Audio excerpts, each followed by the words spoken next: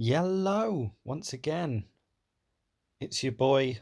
Things were better back in my day, gamer here.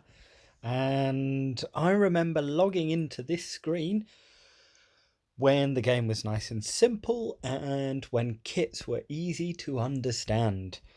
We had one, two, maybe even three Zetas that we had to put on characters. And the arena was diverse. And you didn't have to have a PhD in mathematics to understand what a character does or what ability to use when. So, with the new release of Rey's kit, because I think Rey potentially looks probably a little bit tougher than Kylo Ren, but disclaimer, we will not know until we see some actual gameplay or till people get their hands on it and we get some footage. So I thought I would do a video where it would be a case of do any of the current teams in Star Wars Galaxy of Heroes, would any of these stand a chance against new Galactic Legend Rey? Now, open disclaimer here. I think as a community, now I'm not going to promise, or I'm not going to pretend rather, that I know the counters. I'm certainly not a theory crafter of any sort. So there will be plenty here that I will make a mistake on, or you will need to correct me, or even from opening up this discussion, what I need you guys to do here as well is comment on what you think, what might work. And there may be a possibility of getting a possible counter. However, I will reserve my thoughts until the end. So I'm going to jump over to Rey's kit. And I'm not going to delve too much into it. There is a separate video on that one that we did, having a little look at it. But the main highlights are going to be, so possible lineups, Holdo, but I was reminded today that she only taunts when someone's under stealth, if I remember right. I don't know that character. I don't know a huge amount about Resistance Poe and Resistance Finn, but I think my boy Army Hutchins thought that, and I think Spears as well was thinking that Galactic Legends Rey plus the two Finns plus the two Poes would work really well. Apologies if it wasn't those guys or someone else. Please let me know in the comments. She's going to come under as an attacker, and that means she's going to hit hard. So on the basic, if it's her turn, she deals damage a second time, 50% health steal, and ignores 50% of the target's armor. So almost does true damage. This health steal is doubled while Rey is under 50% health. Okay, so yeah, so we need a way of taking her out quickly, and I'll dive into the teams that I want to highlight afterwards. Lifeblood. Now this is rough, and just reading these, it looks like obviously if Rey's at full health, light side allies gain crit hit immunity for 2 turns. If you crit and they've got Kenobi, now this is going to be more an arena setup rather than Grand Arena, because I don't think that anyone would put General Kenobi in there. I think it would just be a case of you would probably run it with all resistance. I don't think you're going to give up your Chewbacca. I don't think you're going to give up your General Kenobi.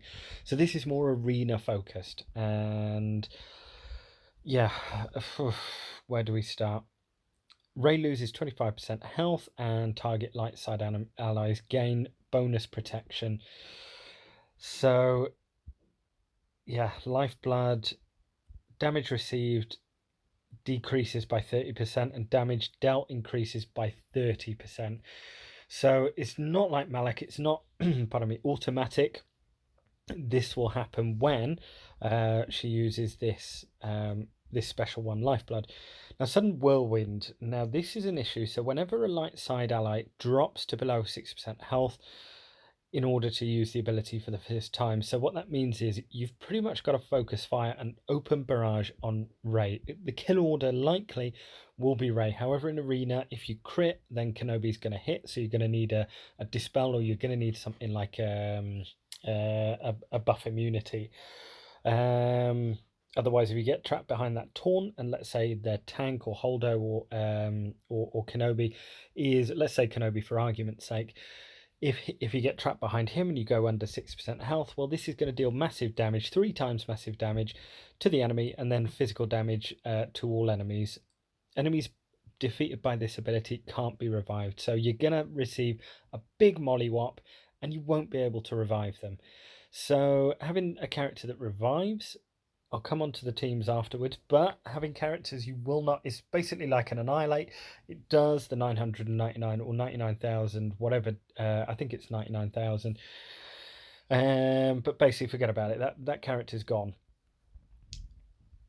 This one, so the mastery. So light side allies have 40%. So this is the lead. So they're going to get this from the start. 40% mastery. So whatever skill that they've got, they're going to get 40% extra from this, which is huge. I can't stress how important this is going to be for that squad and what makes it so powerful as well. Plus 30 speed and plus 30% max health whenever an enemy gains bonus turn meter. So this is also rough. I'll come on to that as well. Inspired light side allies gain 5% mastery, which is stacking until the end of the encounter. The first time each light side ally falls below 50% health, they gain damage immunity for 1 turn, which can't be copied, dispelled, or prevented, and recover 50% health when it expires. So again, until we know this is all speculation. Let's say, for example, Rebels goes in, you get a big hit with Han, Chewbacca, Han, you even get the jump on them with, let's say, CLS. Well, you're probably going to have to use that on Kenobi because you don't want to get stuck behind that. Am I right in thinking that each light side ally that falls below 50, so this is inclusive of herself, they gain damage immunity for 1 turn. So basically it will stop at 50% health, or if we're at 50% health, or let's say, for example, we're at 51% health and we hit hard enough, will we bypass that? I don't quite know how it works yet, but the problem is the damage immunity. They're going to recover 50% health when it expires anyway, and if you're attacking an ally and you go below that 60% health, then she's going to do that huge sudden whirlwind. You've got then unique 1, Rey becomes inspired. If she is already inspired, she instead inspires her healthiest light side. So light side allies with inspired or damage immunity can't have their turn meter reduced. Right, okay. So remember, when inspired light side allies gain 5% mastery, which is stacking until the end of the encounter. This is a very short window of opportunity to be able to get through this squad. And Galactic Legend, this unit takes reduced damage from percent health damage effects and massive damage effects. Now, they don't quite specify what massive damage effects are. Does that mean an Annihilate? Does that mean like, well, obviously Rex won't work in there. He will work against everyone else, but he will not work against this. This unit has 10% max health and max protection per relic amplifier level, and damage they receive is decreased by 30%. So even if you're thinking of taking in your rebels, which hit very hard, relic level 7, you've got them pimped out, they're still going to deal 30% less damage, and you're also going to have 10% max health and max protection per relic amplifier level. So let's say, for example, it's at 7. Well, yeah, you've got another 70% max health and max protection. Rey does look like she works better with health as opposed to protection. Heir to the Jedi gains 6 ultimate charge at the start of each character turn. Until the end of Rey's next turn, she enters a defensive stance, and damage light side allies receive is reduced to 1. Ugh, okay. That's enough of that. Let's head on over and let's see if we can find any potential counters for what is in the game at the moment. Now, my initial thoughts are that only another Galactic Legend powerful enough is going to be able to deal with Rey. I'm not going to cover Kylo in this episode or in this video because that's a whole other topic, whole other dynamics to it as well, but interesting enough as well. However, what have we got in terms of what we can actually use at our disposal? Galactic Republic. Now, Galactic Republic, is there anything obvious in this kit which means that we can't use that? So if you're thinking of going down the lines of getting stacks of damage, remember this unit takes reduced damage from percent health damage effect. So very, very similar mechanic to Malak. you know that those 30 stacks on Malak won't even make a dent because it's going to take reduced damage from this. So you want to try and take her out first. Remember, if you're going to start, even if you try and sort of take it like Malak, if you try and take out the other Sith Empire and then you focus fire on Malak, well, guess what? With this one, you can't afford to. You're going to go under 60% health. She's going to now absolutely annihilate, like get rid of your squad, or at least one key or two key components in there by that massive whirlwind. You're probably not even going to kill them because they're going to take damage immunity at the end or when they go under 50%. Again, we're not quite sure whether it's going to stop at 50 exactly or whether it's going to be if you hit hard enough, you're going to get through that. But again, we're looking at taking out Rey in the first turn or first character if we can. So Galactic Republic, I don't think that's going to work. So next one, Darth Malak. Now Darth Malak again. Rey is exactly the same thing.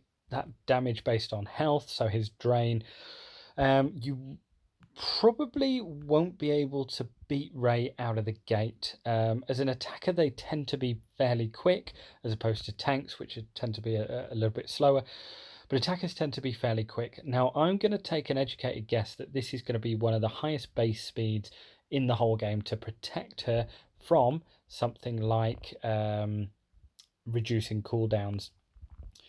Night Sisters. Now, Night Sisters, I was going along these lines a little bit earlier until I found that, obviously, if we get to... So I was thinking, Plague...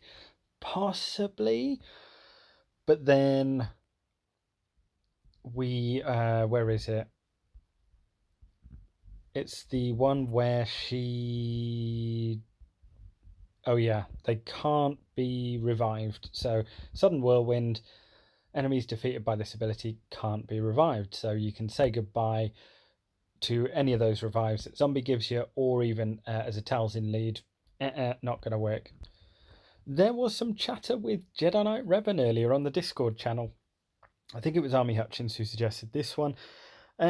Possible potential.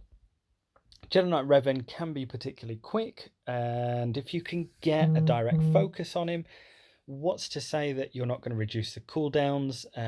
Now, I know that the cooldowns start at 0, if I remember right, but again, as I said in the comments, feel free to correct me here. The more I learn and the more the community learns about this kit, the better. I know we're not going to know exactly some of the things, but again, it's going to be a case of, well, let's try and figure it out. So I think in a Jedi Knight Revan here, it is going to be more on damage output. So I would potentially remove Jolie there. I don't think it's going to be hugely. I probably would keep Bastila in there just to put offense up on Grandmaster Yoda. Possibility that he might be able to get through that. However, I probably don't think so. There's nothing in that kit that says they can't hit through foresight. So a super duper quick, maybe characters with foresight that generate a lot of foresight, possibly, but I doubt it. I was thinking along the lines of separatists as well, and separatists, I think the problem with again with this, you're not going to AoE this squad with your... What you really need is a character like Droidica, and the focus was going to be on Droidica. Something that hits super duper hard, like a Grandmaster Yoda or a Droidica or a Jango Fett. Something that absolutely blasts the opponent and just annihilates them. Your best bet is Droidica, I think, is possibly... Well, apart from General Anakin Skywalker, just as a normal character, possibly the hardest hitting character out there. Again, feel free to comment and let me know if you disagree with that. But possibly. Again, that Newt side, I don't feel like... Again, the leadership, it will give 15% speed to all separatists, so you've got a nice jump out the gates there. As to whether you can turbocharge them to go faster, I doubt it. And I think the problem is, as soon as they start getting their like prepared mechanic or whatever, inspired mechanic, yeah, it's going to be dicey waters. Bounty hunters, yeah, forget about it. The longevity just won't be there. Simple reason being, even with thermal detonators, this unit takes reduced damage, and again, you're just not getting through it. I thought there might have been something there, but it was turn meter as opposed to positive status effects. And yeah, I just think there isn't going to be no team out there that really does it. Again, they've got their own damage immunity, so even a big hit or even a stun, well, I'm sure that, obviously with that 5% mastery, there's no way you're getting really a kill shot off here. And yeah, I just don't think bounty hunters get the job done. She's got the health steal, so that's the problem. She's going to ignore 50% of the target armor. Moving back, also, I've just remembered that using Jedi Knight Revan each and every time that someone else is gaining turn meter. So, like if you attack out a turn with, or each time Grandmaster Yoda uses basic, well, guess what? I would assume that this is going to be the Inspired Lightside Allies gain 5% mastery stacking until the end of the encounter. So again, that kind of puts Revan and Yoda out of commission. So what do I think the one or two teams... the two teams, the second team I think is Jawas, because Jawas just are pretty awesome and they're a nice little side project of mine. But in seriousness, General Anakin Skywalker. Now I don't actually have Arc Trooper unlocked. He is very close. I know you're going to shout at me for this, but I thought that he wouldn't be that important. And I didn't think that General Anakin Skywalker would be that good, or I would need him. Because I thought Galactic Republic would easily counter him in Arena. But now I've sort of, in hindsight, realised that actually he's very, very good. So I'm pretty much focus farming everything into the to the 501st. Now, Rex, if he can outrun, now I know this is turn meter gain, and they're going to gain 5% mastery. Arc Trooper is going to dispel crit with his side gun or his side piece, whatever you call it, the turret, that's it. Again, I think this is a tough fight. I think this is about the only team that actually does it. Again, there was talk earlier, I was reminded that actually fives, even I was going down the lines of thinking that, well, actually a tank isn't going to be particularly useful because as soon as you hit someone under 6% health, then you're just going to get whammied. Well, actually this tank is quite useful because if they take out one of the other 501st, namely another clone, you're going to get a few of those buffs, and you're also going to get the 2% stacking offense as well. So I think it will be a little bit of an RNG fest with this. However, this is the only squad for me at the moment that I can see beating ever so often, not a reliable counter, but a very, very softly into the night kind of counter, where you might get about a 15 to 20% win rate with the absolute sort of best looking General Anakin Skywalker squads.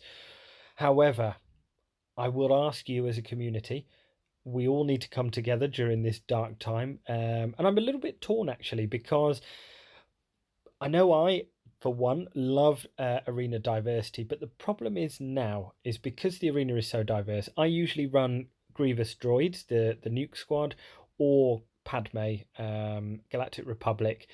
Now, the problem with the meta being so diverse is those two teams now do not hold at all. As people's Darth Maleks and Revans have got better, my arena rank has fallen because I can't always beat them on the offense as the relic levels go up. That Darth Malek and Revan squad, it gets incredibly hard to beat. Or the problem with that squad is anything above a level 5 Bastila Shan is a tough ask. And again, it's pretty hitty missy, and Galactic Republic, it's always tough against General Anakin Skywalker.